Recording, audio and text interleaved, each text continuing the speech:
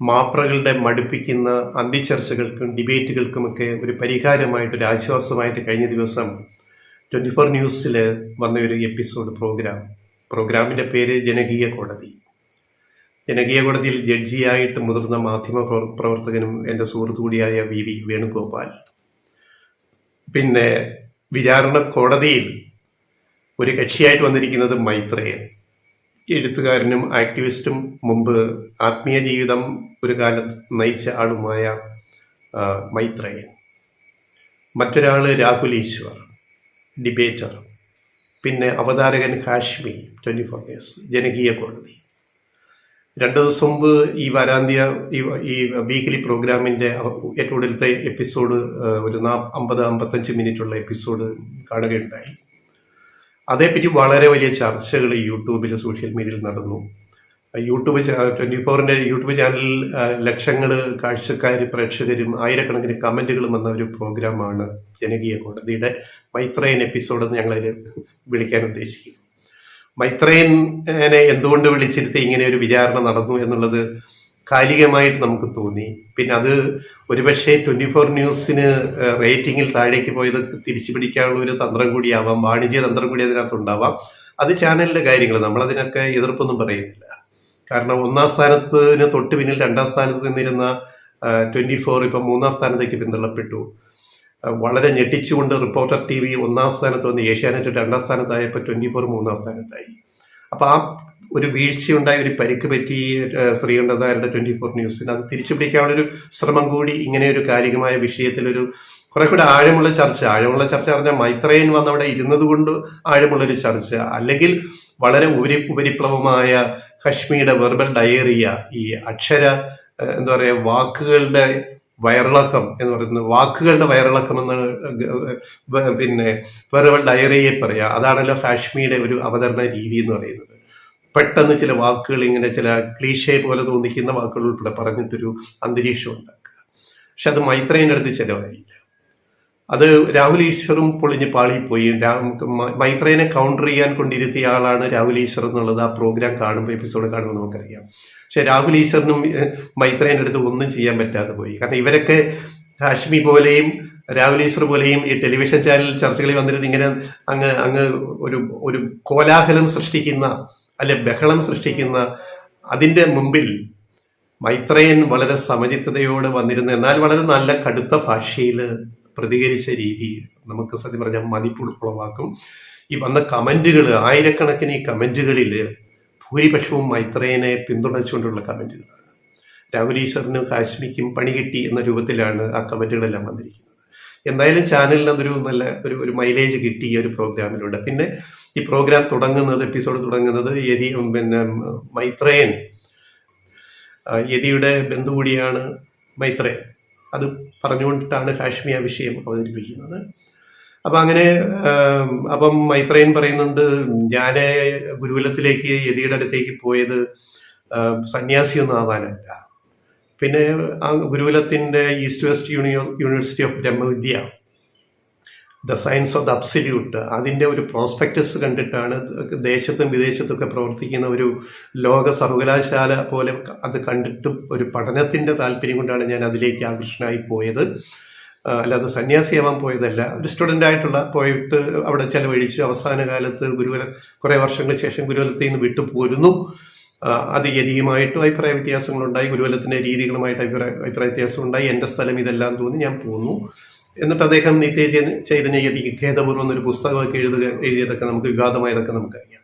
അദ്ദേഹം ഈ ഗുരുകുല വാസകാലത്താണ് ഈ MBBS പഠിക്കുന്ന ജയശ്രീയെ, പിന്നീട് ഡോക്ടർ ജയശ്രീയെ പരിചയപ്പെടുന്നത്. അതൊരു പ്രണയമായിട്ട് മാറി. പിന്നെ അവർ ഒരുമിച്ച് ജീവിക്കുകയും വിവാഹം കഴിക്കാതെ, രേഖാമൂലം കഴിക്കാതെ ലിവിങ് ടുഗദറായിട്ട് ജീവിക്കുകയും കനി എന്ന് പറയുന്ന മകൾ ഉണ്ടാവുകയും അവള് ലോകം അറിയപ്പെടുന്ന അഭിനേത്രി, നടിയായിട്ട് മാറുകയും ചെയ്തതൊക്കെ നമുക്കൊക്കെ അറിയാം. അപ്പൊ കനിക്ക് 20 വയസ്സ് പൂർത്തിയായപ്പോൾ കുടുംബജീവിതത്തിന്റെ പിന്നെ എന്താ പറയുക, പ്രായോഗിക പ്രവൃത്തി അവിടെ തീർന്നു എന്ന് മൈത്രേയൻ ഒരിക്കൽ പറഞ്ഞതിനെ മൈത്രേയൻ കുടുംബം പിരിച്ചുവിട്ടു എന്ന് വാർത്തകൾ സൃഷ്ടിക്കുകയും ചെയ്തു എന്ന് മൈത്രേയൻ പറയുന്നുണ്ട്. ഞാൻ അങ്ങനെ പറഞ്ഞിട്ടില്ല. ഈ പല കാര്യങ്ങൾ പറഞ്ഞപ്പോൾ കെ ആന്റണി മുഖ്യമന്ത്രി ആയിരിക്കുന്ന ഒരു കാലത്ത് ഈ രാഷ്ട്രീയത്തിൽ വിരമിക്കൽ വേണം ഇത്ര വയസ്സാകുമ്പോൾ 70 എന്നൊക്കെ പറഞ്ഞു വന്ന കൂട്ടത്തിൽ അന്ന് എഴുതിയ ഒരു കുറിപ്പിൽ ലേഖനത്തിൽ എൻ്റെ കുടുംബം കനിക്ക് വയസ്സ് ഇത്രയായി, കുടുംബത്തിൻ്റെ പ്രായോഗിക പ്രവൃത്തി കാലം കഴിഞ്ഞു എന്ന് ഞാനൊരു വരി എഴുതിയതിനെയാണ് കുടുംബം പിരിച്ചുവിട്ടുവെന്ന് വ്യാഖ്യാനിച്ച് അത് അങ്ങനെയാക്കിയത്. ഞാനങ്ങനെ പറഞ്ഞിട്ടില്ല. ഇപ്പോഴും ജയശ്രീ ഞാനും ഒരുമിച്ച് ജീവിക്കുന്നു എന്ന് മൈത്രേയൻ എപ്പിസോഡിൽ പറയുന്നുണ്ട്. ഇത് പറയാൻ കാര്യം ഗുരു നിത്യചേതനയുടെ അടുത്തേക്ക് ഇതേപോലെ ഒരു സ്റ്റുഡൻ്റായിട്ട് ഞാനും പോയതാണ്. മൈത്രേയന് ശേഷം, മൈത്രേയന് പിന്നാലെ ഒരു 3-4 വർഷം കഴിഞ്ഞിട്ട് എൻ്റെ ഡിഗ്രി പഠനം കഴിഞ്ഞപ്പോൾ, അപ്പോൾ അതിനു മുമ്പ് തന്നെ യതിയുമായിട്ട് എനിക്ക് കത്തിടപാടുകളുണ്ട്, ഇടയ്ക്ക് നേരിട്ട് കണ്ടിട്ടുണ്ട്. അപ്പം ഞാൻ അയക്കുന്ന കത്തിന് അന്ന് മൊബൈൽ ഫോണൊന്നും ഇല്ലല്ലേ, എനിക്ക് ഗുരുവിൻ്റെ മറുപടി വരുന്നു. അത് ഗുരു ഈ ലോകം വിട്ടു പോകുന്നവരെ ആ ബന്ധമുണ്ടായിരുന്നു. അപ്പൊ അങ്ങനെ ഡിഗ്രി പഠനം കഴിഞ്ഞ് ആ പഠനകാലത്ത് ഞാൻ ഒരു 2 വർഷക്കാലത്തോളം യതിയുടെ ആശ്രമങ്ങളിൽ പോയി കൂടെ താമസിക്കുകയും ഊട്ടിയിൽ ഉൾപ്പെടെ അദ്ദേഹം പോയ സ്ഥലങ്ങളിൽ കൂടെ പോവുകയും അദ്ദേഹത്തിന്റെ പ്രഭാഷണങ്ങൾ കേൾക്കുകയും ഒക്കെ ചെയ്തിട്ടുണ്ട്. അദ്ദേഹത്തിന്റെ പ്രഭാഷണം തന്നെ കേട്ടാൽ 100 പുസ്തകങ്ങൾ വായിക്കുന്ന അറിവ് നമുക്ക് കിട്ടുമെന്നുള്ളത് കൊണ്ടാണ് നമ്മൾ കൂടെ പോകുന്നത്. അങ്ങനെ പലയിടത്തും നമ്മൾ ഗുരുവിൻ്റെ കൂടെ ഇങ്ങനെ പോവുക, അതൊരു വലിയ അനുഭവമാണ്. അപ്പം മൈത്രേയൻ പോയ ഒരു വഴിയിലൂടെ ഞാനും കുറച്ചു കാലം സഞ്ചരിച്ചു എന്ന് പറയാനാണ് ഇത് ആഗ്രഹിക്കുന്നത്. അങ്ങനെ ഞാൻ ഡിഗ്രി പഠനം കഴിഞ്ഞിട്ട് ഞാൻ ഗുരുവിനെ എഴുതി, ഗുരുവിനെ ഫോൺ വിളിച്ച് ഊട്ടിയിലേക്ക് ഇനിയിപ്പോൾ എന്താണ് PG പഠനം എങ്ങനെ വേണമെന്ന് ഞാൻ ആലോചിക്കുകയാണ്. എനിക്ക് കാര്യവട്ടം ക്യാമ്പസിൽ, യൂണിവേഴ്സിറ്റി ക്യാമ്പസിൽ പഠിക്കണമെന്നുണ്ട് PG കോഴ്സിന്. അപ്പം ഞാൻ ഇംഗ്ലീഷ് ലിറ്ററേച്ചറോ ജേർണലിസമോ എടുക്കാം എന്നാണ് ഉദ്ദേശിക്കുന്നത് എന്ന് പറഞ്ഞ് ഞാൻ ഗുരുവിന് കത്തെഴുതി. അപ്പോൾ ഗുരുവിൻ്റെ മറുപടി വന്നു, നമ്മുടെ ഈസ്റ്റ് വെസ്റ്റ് യൂണിവേഴ്സിറ്റി ഓഫ് ബ്രഹ്മവിദ്യയ്ക്ക് വൺ വേൾഡ് ഗവൺമെൻറ് എന്ന് പറയുന്നൊരു പ്രോഗ്രാമുണ്ട്. അപ്പം അതിന് താങ്കൾ പിന്നെ അതിലൊരു ഭാഗമായിട്ട് പ്രവർത്തിക്കാൻ സാധിക്കണം. അതുകൊണ്ട് അതിന് പറ്റുന്ന ഒരു കോഴ്സായിട്ട് വേണമെങ്കിൽ കാര്യവട്ടം ക്യാമ്പസിൽ പിന്നെ പൊളിറ്റിക്കൽ സയൻസിന് PG കോഴ്സിന് ചേരാൻ പറഞ്ഞു, MA പൊളിറ്റിക്കൽ സയൻസ്. പക്ഷെ ഞാൻ ഇൻസ്റ്റിറ്റ്യൂട്ട് ഓഫ് ഇംഗ്ലീഷിലും ഞാൻ അപേക്ഷ കൊടുത്തിരുന്നു. എനിക്ക് ഇൻസ്റ്റിറ്റ്യൂട്ട് ഓഫ് ഇംഗ്ലീഷിലും, അതായത് കാര്യവട്ടം ക്യാമ്പസിലെ ഇംഗ്ലീഷ് ഡിപ്പാർട്ട്മെന്റ്, അവിടുന്ന് എനിക്ക് അഡ്മിഷൻ നോട്ടീസ് വന്നു. മെറിറ്റിൽ അഡ്മിഷൻ MA ഇംഗ്ലീഷിനും കിട്ടും, ഇംഗ്ലീഷ് ലിറ്ററേച്ചർ ആൻഡ് ലാംഗ്വേജ്, അതുപോലെ MA പൊളിറ്റിക്കൽ സയൻസിനും കിട്ടുമെന്നുള്ള ഘട്ടം വന്നപ്പോൾ ഞാൻ വീണ്ടും ഗുരുവിനെ വിളിച്ചിട്ട് ചോദിച്ചു, MA ഇംഗ്ലീഷിനും എനിക്ക് അഡ്മിഷൻ കാർഡ് വന്ന് റാങ്ക് ലിസ്റ്റിലുണ്ട്, അപ്പോൾ പൊളിറ്റിക്കൽ സയൻസിൽ ഉണ്ട്, അപ്പോൾ ഏത് ഫൈനൽ ചോയ്സ് ഉണ്ട്. അപ്പം വീണ്ടും പറഞ്ഞ് അത് പൊളിറ്റിക്കൽ സയൻസിന് ചേരാൻ പറഞ്ഞു. MA പൊളിറ്റിക്കൽ സയൻസ് അങ്ങനെ എടുത്തത് ആ ഒരു സാഹചര്യത്തിലാണ് ഞാനത് എടുത്ത് പൂർത്തിയാക്കി. പിന്നെ MPhil ഗവേഷണം അങ്ങനെ പോയത്. അപ്പം ഇത്രയും മൈത്രേയൻ പോയ വഴിയിലൂടെ ഞാനൊന്ന് പോയി, യതിയുമായിട്ട് ഇങ്ങനെ ഒരു ബന്ധമുണ്ടായി, ഗുരുകുലവുമായിട്ട് എന്ന് ഭംഗ്യന്തരേണ സാന്ദർഭികമായിട്ട് ഇവിടെ പറഞ്ഞു എന്ന് മാത്രമേ ഉള്ളൂ. അപ്പോൾ ഇതിനകത്ത് യുദ്ധങ്ങളെ ഈ എപ്പിസോഡിൽ വളരെ നല്ല വിഷയങ്ങൾ കടന്നു വരുന്നുണ്ട്. ഗഹനമായത് മയക്കുമരുന്ന് ഉപയോഗം, യുദ്ധങ്ങൾ, അതേപോലെ മറ്റു വിഷയങ്ങൾ. മയക്കുമരുന്നിനെ പറ്റി പറയുമ്പോൾ മൈത്രേയന്റെ നിലപാട് നിരോധിച്ചാൽ അത് രഹസ്യമായിട്ട് ലഭ്യമാകും. ഏത് കാര്യം, ലഹരിയാവട്ടെ, ഏതാവട്ടെ, മദ്യമാവട്ടെ, മയക്കുമരുന്നാവട്ടെ, കഞ്ചാവട്ടെ, അത് നിയമമൂലം നിരോധിച്ചാൽ അത് രഹസ്യമായിട്ട് കൊണ്ടുവരുന്ന ഒരു മാഫിയ അവിടെ ഡെവലപ്പ് ചെയ്തൊരു ഒരു മാഫിയ ബന്ധമുണ്ടാവും. കെ ആന്റണിയാണ് ചാരായം നിരോധിച്ചത്. ഈ നാട് നശിപ്പിച്ചതിൽ, അത് മൈത്രേയന്റെ വാക്കുകളല്ല, ഞങ്ങളുടെ വിലയിരുത്തലാണ്, ഈ നാടിനെ കുളം തോണ്ടിയതിൽ ഈ നാടിന് ഒരു ഗുണവും ചെയ്യാത്ത ഒരു മുഖ്യമന്ത്രി ഇവിടെ ഉണ്ടായിരുന്നില്ല, അത് കെ ആന്റണി ആയിരുന്നു. അദ്ദേഹം ചെയ്ത ഓരോ കാര്യങ്ങൾ എടുത്തു നോക്കുക. നിരോധിച്ചാൽ രഹസ്യമായിട്ട് ഇത് കടത്തുന്ന മാഫിയ, അതാണ് ഇന്ന് ഇപ്പോൾ നമ്മുടെ നാട്ടിലെ ഓരോ സ്കൂൾ വളപ്പിൽ വരെ MDMA-യും മറ്റ് രാസലഹരിയും എത്തുന്നത് എന്ന വിഷയമാണ് മൈത്രേയൻ ചൂണ്ടിക്കാണിക്കുന്നത്. ആ വിഷയത്തിലെ നിലപാട്. 2 യുദ്ധങ്ങൾ, അതിർത്തികൾ മായുന്നു, അണുബോംബ്, ന്യൂക്ലിയർ ബോംബ്, ആറ്റം ബോംബ് ഒരു ഉപയോഗശൂന്യമായ ആയുധമായിട്ട് മാറിക്കഴിഞ്ഞു എന്ന് മൈത്രേയൻ വാദിക്കുമ്പോൾ അതിനോട് ഹാഷ്മി പെരുമാറുന്ന രീതിയൊക്കെ, ഹാഷ്മിയിലെ ഹാഷ്മി എങ്ങനെ ചെറുതായി പോകുന്നു എന്ന് ആ വീഡിയോ കണ്ടാൽ ബോധ്യപ്പെടും. അപ്പം മൈത്രേയന്റെ വാദഗതി, പണ്ട് തിരുവിതാംകൂറും കൊച്ചിയും തമ്മിൽ യുദ്ധം ചെയ്തില്ലേ, പിന്നെ ഇതൊന്നായില്ലേ, പിന്നെ അതിർത്തികൾ മാഞ്ഞു പോയില്ലേ, മലബാറുമായിട്ടുള്ള അതിർത്തികൾ മാഞ്ഞു പോയില്ലേ, കേരളം ഉണ്ടായില്ലേ, ഇവിടുന്ന് പഞ്ചാബ് വരെ ഇന്ത്യ മുഴുവൻ സഞ്ചരിക്കാം, ഒരു രാജ്യം, പല രാജ്യങ്ങൾ ചേർന്ന് അതിർത്തികൾ മാഞ്ഞിട്ട് ഒരു രാജ്യമുണ്ടായില്ലേ. അപ്പൊ അതേപോലെ പിന്നെ 2 ലോക മഹായുദ്ധങ്ങൾ നടന്ന യൂറോപ്പ്, പിന്നെ യൂറോപ്യൻ യൂണിയനായി 14 രാജ്യങ്ങളുടെ ആ യുദ്ധഭൂമി യൂറോപ്യൻ യൂണിയനായി ഒരു ഒറ്റ പാസ്പോർട്ട് കൊണ്ട് ഈ രാജ്യങ്ങളിൽ മുഴുവൻ സഞ്ചരിക്കാവുന്ന അവസ്ഥ ഇപ്പോൾ വന്നില്ലേ. അപ്പൊ യുദ്ധങ്ങൾ ആറ്റം ബോംബ് ഇനി ഉപയോഗിക്കാൻ സാധിക്കില്ല. കാരണം അത് ഉപയോഗിക്കുകയാണെങ്കിൽ യുക്രൈനിൽ വേണേൽ റഷ്യക്ക് എത്രയോ ബോംബുകൾ കയ്യിലുണ്ട്, ഉപയോഗിക്കാമായിരുന്നില്ല. എന്തുകൊണ്ട് ചെയ്യുന്നില്ല? എന്തുകൊണ്ട് ഇന്ത്യ പാകിസ്ഥാനിൽ ഉപയോഗിക്കുന്നില്ല? എന്തുകൊണ്ട് പാകിസ്ഥാൻ ഇന്ത്യയിൽ ഇടുന്നില്ല? എന്തുകൊണ്ട് ബംഗ്ലാദേശിൽ ഇന്ത്യ ഇടുന്നില്ല?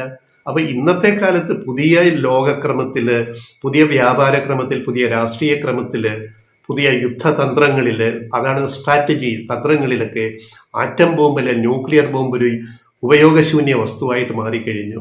പിന്നെ അത് നശിപ്പിക്കാതെ രാഷ്ട്രങ്ങൾ അവിടെ സൂക്ഷിച്ചു വെക്കുന്നു. ഈ യാഥാർത്ഥ്യം നമ്മൾ മനസ്സിലാക്കണം എന്ന് മൈത്രേയൻ പറയുമ്പോൾ അതിനെ ഉൾക്കൊള്ളാൻ ഹാഷ്മിയുടെ ബുദ്ധി അത്രയും വളർന്നു വന്നിട്ടില്ല എന്ന് ഇനി ബോധപൂർവം ഒരു തർക്കം ഉണ്ടാക്കാൻ വേണ്ടി ഹാഷ്മി അങ്ങനെ ചെയ്തതാണോ, റേറ്റിംഗ് കൂട്ടാൻ വേണ്ടി? എന്തായാലും ഹാഷ്മിയും രാഹുൽ ഈശ്വറും മൈത്രേയന്റെ മുമ്പിൽ വെറും ഷൂ ആയി പോയ ഒരു എപ്പിസോഡാണ് നമ്മൾ കണ്ടത്. അപ്പൊ ഇത്തരം ചർച്ചകൾ ഇനി വരണം. അത് ചാനലിന് നല്ലതാണ്, ജനങ്ങൾക്കും പ്രേക്ഷകർക്കും ചില പുതിയ വിഷയങ്ങൾ ചർച്ച ചെയ്യാൻ കിട്ടും. മൈത്രേയനെ പോലുള്ളവരെയൊക്കെ കൊണ്ടിരുത്തി ചർച്ചകൾ നടത്തുക. അല്ലാതെ ഈ സ്ഥിരം കുറ്റികളുണ്ടല്ലോ, അന്തിച്ചർച്ചയിൽ വന്നിരിക്കുന്ന സ്ഥിരം കുറ്റികൾ പലരും വിവരദോഷികളാണ്. ചില രാഷ്ട്രീയ നേതാക്കൾ ഉൾപ്പെടെ, ഞങ്ങൾ ആരുടെ പേരുകൾ എടുത്ത് പറയുന്നില്ല. ഈ സ്ഥിരം കുറ്റികളെ, വിവരദോഷികളെ കൊണ്ടിരുത്തി ചാനൽ ചർച്ച നടത്തിയാണ് ന്യൂസ് ചാനലുകളുടെ എല്ലാ റേറ്റിംഗ് താഴേക്ക് പോയത്. ഒന്നാം സ്ഥാനത്ത് ഇരിക്കുന്ന ചാനലിലും റേറ്റിംഗ് എത്രയോ താഴെ പോയി, പിന്നെ 2, 3 ഒക്കെ എത്രയോ താഴെ പോയി. അതേപോലെ യൂട്യൂബിലൊക്കെ ഇത് കൊടുത്തു കഴിഞ്ഞാൽ, ഇപ്പോൾ ഈ 24ന്റെ യൂട്യൂബിൽ ഇത് എത്രയോ പേര് ലക്ഷങ്ങൾ കണ്ടു, ആയിരങ്ങൾ കമന്റ് ചെയ്യുന്നു.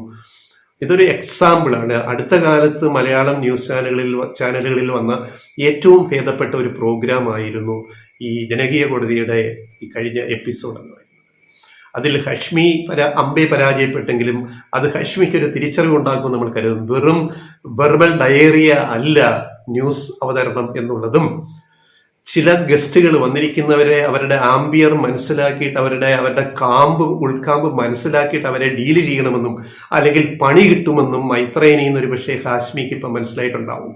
രാഹുൽ ഈശ്വർ വെറും ഒരു ബലൂൺ മാത്രമാണെന്ന് ഈ ഒരു എപ്പിസോഡോട് കൂടി കണ്ടവർക്ക് ബോധ്യമായി. അത് രാഹുൽ ഈശ്വറിനും ബോധ്യമായാൽ ഇനി വരുന്ന ചർച്ചകളിൽ രാഹുൽ ഈശ്വറിനും ഹാഷ്മിക്കും ഒക്കെ കുറച്ചുകൂടി ഉയർന്ന ഒരു നിലയിലേക്ക് വരാൻ സാധിക്കും എന്നുകൂടിയാണ് ഈ എപ്പിസോഡ് തെളിയിക്കുന്നത്.